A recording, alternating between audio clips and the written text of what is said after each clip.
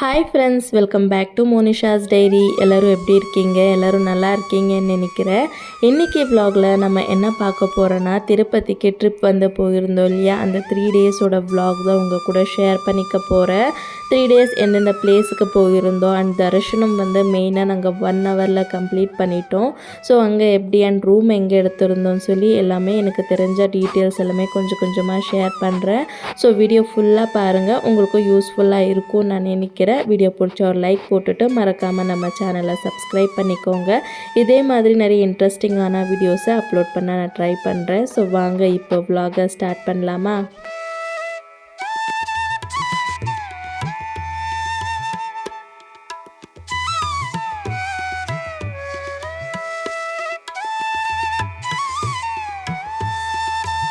இந்த ட்ரிப்பை ஸ்டார்ட் பண்ணும்போதே ஏகப்பட்ட கன்ஃபியூஷன்ஸ். நாங்கள் ஒரு பிளான் போட்டால் அதுக்கு ஆப்போசிட்டாக தான் நடந்துட்டு இருந்துச்சு. ஏற்கனவே சொன்ன மாதிரி தான், இவரை போய் பார்க்கணுன்னு சொல்லி நாம் மட்டும் நினச்ச பத்தாது, அவரை நினச்சா மட்டும்தான் நம்மளால் போய் பார்க்க முடியும். அண்ட் எப்போ நினைக்கிறாரோ அந்த டைமில் எல்லாமே தானாக கூடி வந்துடும். நம்ம பிளான் பண்ணலனாலும் டக்குன்னு எல்லாமே கூடி வந்து போய் பார்த்துட்டு வந்துடுவோம்.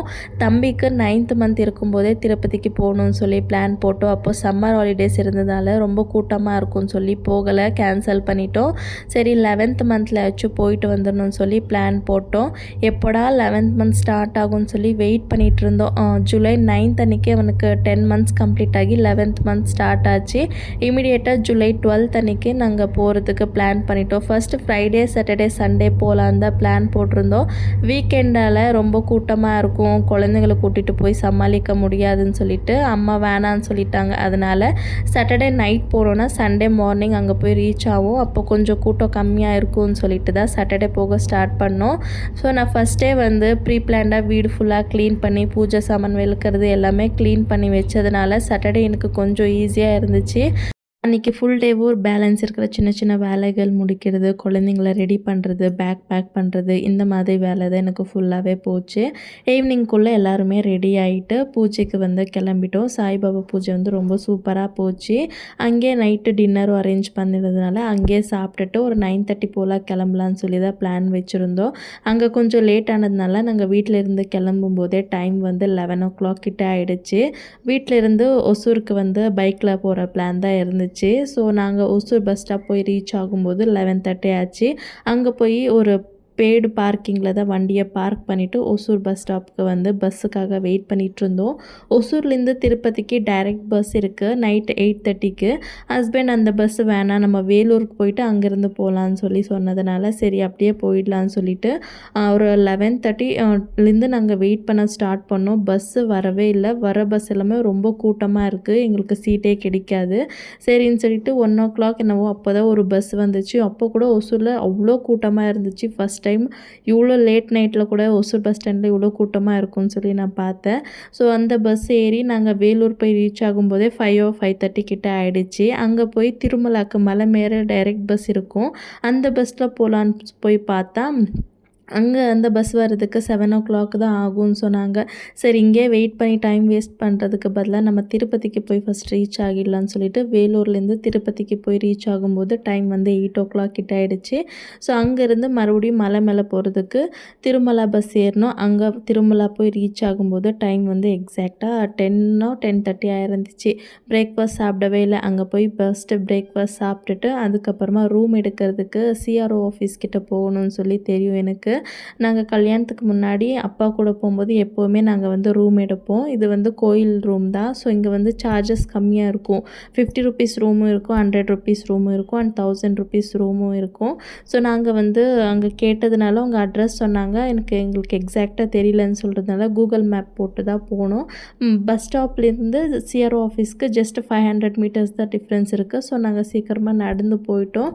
போகிறதுக்குள்ளேயே 12 o'clock கிட்ட ஆயிடுச்சு. கூட்டமும் கொஞ்சம் கம்மியாக இருந்துச்சு. ஹஸ்பண்ட் போய் ஒரு 1/2 hourல டோக்கனுமே வாங்கிட்டு வந்துட்டாங்க. திருப்பதியில் என்ன ஒரு நல்ல விஷயம்னா அங்கே வந்து பிளாஸ்டிக் வாட்டர் பாட்டில் செல் பண்ண மாட்டாங்க. இந்த மாதிரி கண்ணாடி பாட்டிலில் தான் வாட்டர் வந்து செல் பண்ணுவாங்க. ஒரு பாட்டிலுக்கு 50 rupees வந்து சார்ஜ் பண்ணுறாங்க. ஒரு வாட்டி நம்ம வாங்கி வச்சுட்டு வேணும்னும் போது ஹோட்டல்லையோ இல்லை வேறு எங்கேயாச்சும் ஷாப்பில் நம்ம வாட்டர் வந்து ரீஃபில் பண்ணிக்கலாம். அப்படி இல்லைனா நம்ம எந்த கடையில் வாங்கினோமோ அதே கடையில் கொண்டு போய் வாபஸ் கொடுத்தானா நமக்கு 30 rupees வந்து ரிட்டர்ன் கொடுத்துருவாங்க. இந்த ஒரு விஷயம் எனக்கு ரொம்பவே பிடிச்சிருந்துச்சு. நம்ம திருப்பதி கீழே இருந்து மேலே மலை ஏறும்போது அங்கே ஒரு செக் போஸ்ட்டில் பேக் எல்லாமே செக் பண்ணுவாங்க. அங்கே ஏதாவது பிளாஸ்டிக் பாட்டில் இருந்துச்சுன்னா அதை வந்து அங்கேயே தூக்கி போட்டுருவாங்க. மேலே அலோவ் பண்ண மாட்டாங்க. ஸோ இது பார்க்குறதுக்கே எனக்கு ரொம்ப ஹாப்பியாக இருந்துச்சு.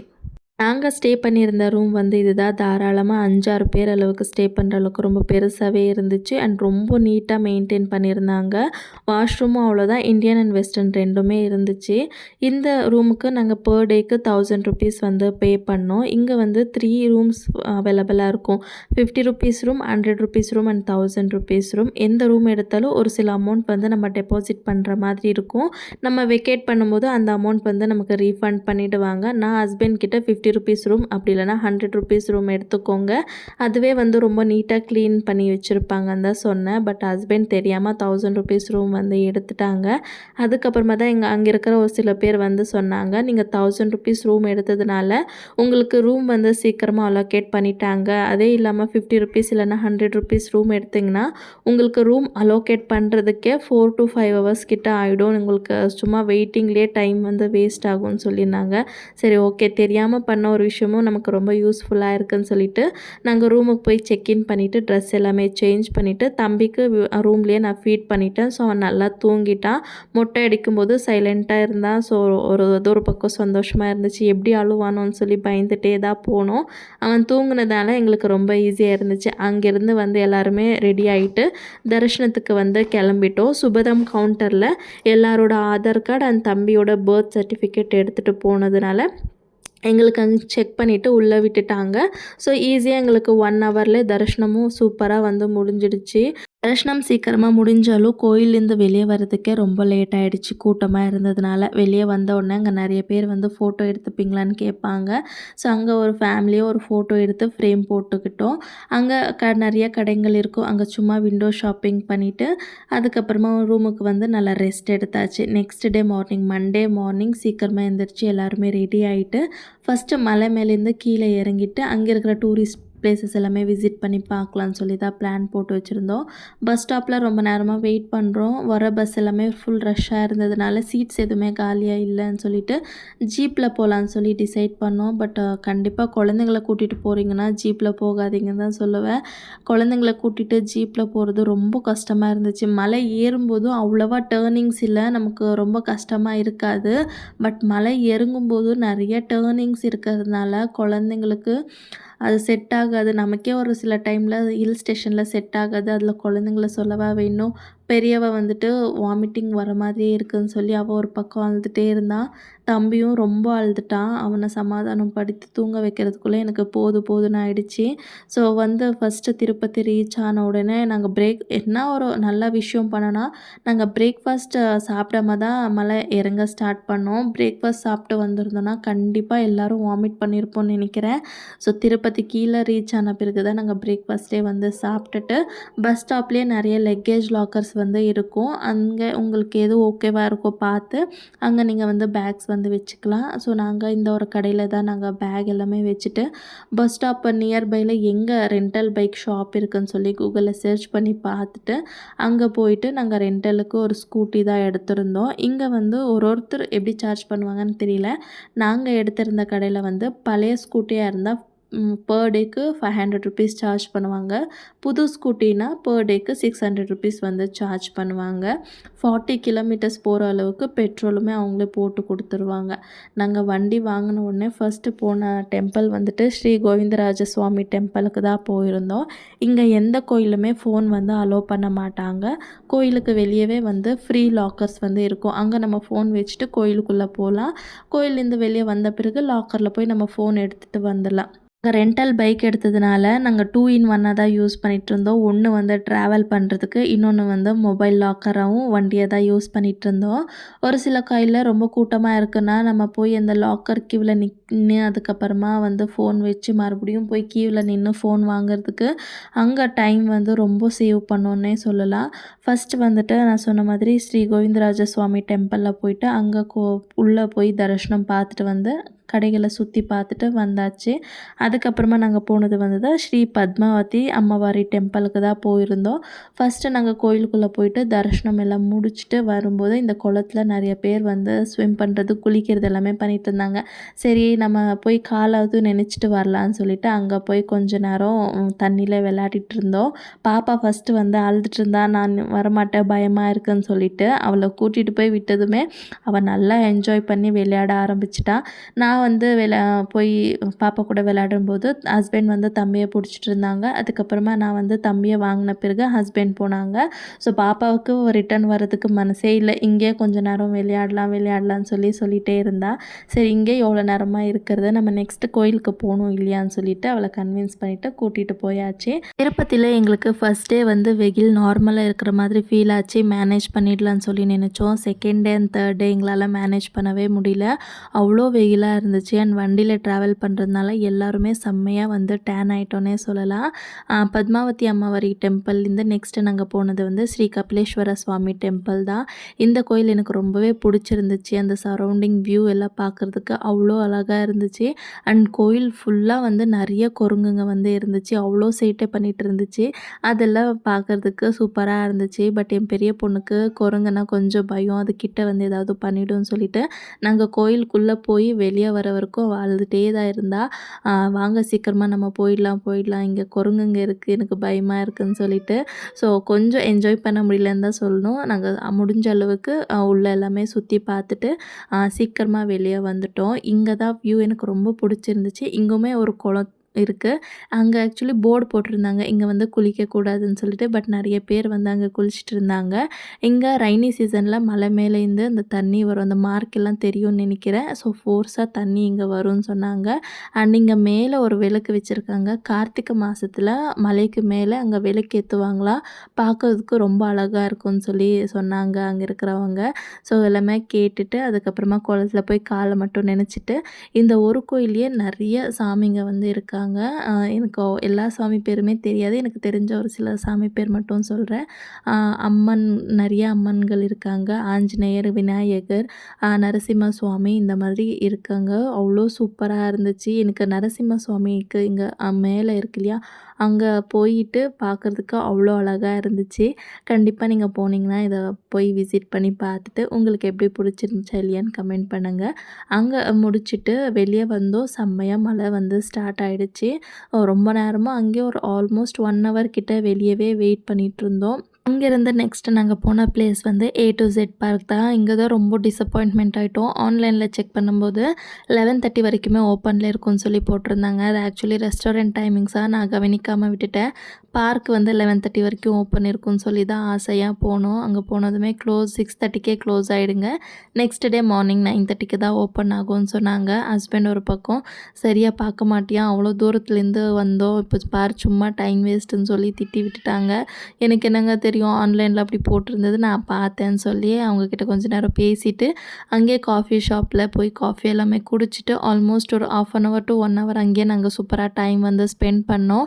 அதுக்கப்புறமா போய் ஒரு ஹோட்டலில் டின்னர் சாப்பிட்டுட்டு நாங்கள் ஸ்டே பண்ணுறதுக்கு ரூம் வந்து மலைக்கு மேலே அங்கே ஒன்று எடுத்திருந்தோம் இல்லையா, இன்றைக்கி நைட்டு மண்டே நைட் ஸ்டே பண்ணுறதுக்கு திருப்பதியில் எடுக்கணும்னு சொல்லி பார்த்தோம். நிறைய ஹோட்டல்ஸ் போய் பார்த்தோம். எங்களுக்கு எதுவுமே செட் ஆகலை. ப்ரைஸ் வந்து அதிகமாக இருக்கும் அண்ட் அங்கே வந்து ஃபெசிலிட்டி அவ்வளோவா இருக்காது. கடைசியில் எங்களுக்கு ஒரு ஹோட்டல் வந்து கம்ஃபர்டபுளாக இருந்துச்சு. அங்கே போய் நாங்கள் ரூம் எடுத்து செக்இன் பண்ணுறதுக்குள்ளேயே டைம் வந்து நைட் 12 o'clock கிட்ட ஆகிடுச்சு. ரொம்ப டயர்டாக இருந்ததுனால நல்லா படுத்து தூங்கியாச்சு. வீடியோ எடுக்கவே மறந்துட்டேன். டியூஸ்டே மார்னிங் சீக்கிரமாகவே எழுந்திரிச்சு ஃப்ரெஷ்ஷப் ஆகிட்டு நாங்கள் ஸ்டே பண்ணியிருந்த ஹோட்டல்லையே பிரேக்ஃபாஸ்ட்டும் சாப்பிட்டுட்டு எங்களோட ஜேர்னியை வந்து ஸ்டார்ட் பண்ணிட்டோம். இப்போ நாங்கள் போகிற பிளேஸ் வந்து காலாஸ்திரிக்கு தான் போயிட்டுருக்கோம். திருப்பதிலேருந்து 40 kilometers டிஸ்டன்ஸில் இருக்குது. அப் அண்ட் டவுன் நமக்கு 80 kilometers ஆகிடும். போகும்போதே நாங்கள் பெட்ரோல் போட்டுட்டு தான் கிளம்பிட்டோம். அண்ட் ஒன் மோர் திங், நாங்கள் சீக்கிரமாக வரணும். ஏன்னா நாங்கள் 1 o'clock வண்டி வந்து ஹேண்ட் ஓவர் பண்ண வேண்டியது இருந்துச்சு. ஸோ அதுபடி 9 o'clock போனோம். 10 o'clock போல் நாங்கள் கோயில் வந்து ரீச் ஆனோம். நாங்கள் போகும்போது கூட்டம் வந்து கம்மியாக இருந்துச்சு. சரி நம்ம நார்மல் தரிசனத்துக்கு போனால் லேட் ஆகிடும்னு சொல்லிட்டு ஹஸ்பண்ட் என்ன பண்ணிட்டாங்க, ஸ்பெஷல் தரிசனத்துக்கு டோக்கன் வாங்கிட்டாங்க. ஸோ கூட்டம் வந்து கம்மியாக இருந்ததுனால டக்குன்னு எங்களுக்கு 1 hourலேயே சூப்பராக தரிசனம் வந்து முடிஞ்சிருச்சு. அண்ட் இந்த கோயிலையும் அவ்வளோதான், அவ்வளோ அழகாக வந்து டெக்கரேட் பண்ணியிருந்தாங்க. அண்ட் சாமி பார்க்குறதுக்கு ரொம்ப சூப்பராக இருந்துச்சு. அண்ட் இந்த ஒரு கோயிலையே நிறைய சாமிங்க வந்து இருக்காங்க. அந்த பேரெல்லாம் சத்தியமாக எனக்கு சொல்ல தெரியல, மறந்து போயிட்டேன்.